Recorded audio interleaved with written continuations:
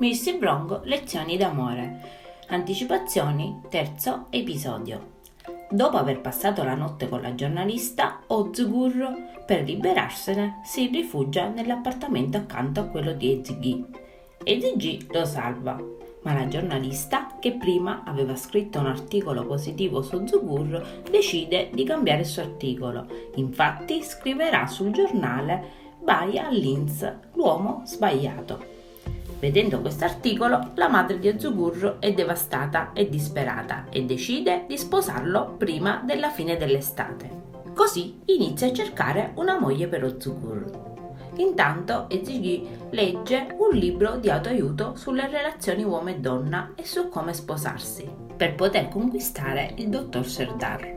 Ozgur, vedendola che legge questo libro, le darà qualche consiglio. Ozgur spiegherà a Eiji che non dovrebbe mai essere la prima a mostrare i suoi sentimenti in una relazione d'amore e che è colpa sua se gli uomini si comportano male con lei.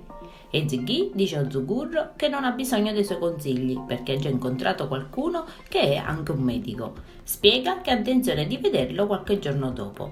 Eiji si prepara per l'occasione, shopping e parrucchiere con Jianzhu e Denise.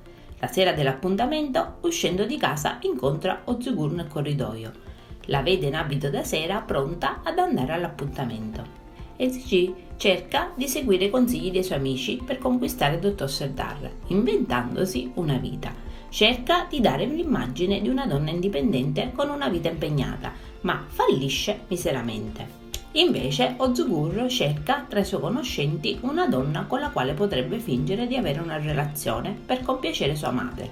Così cerca di trovare una donna che non si innamorerà di lui. Infine Ozgur chiederà a Eiji di essere questa donna.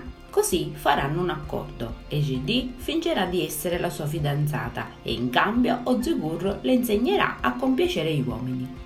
Adesso non ci resta che guardare l'episodio. Io vi saluto e vi aspetto al prossimo video. Bye bye!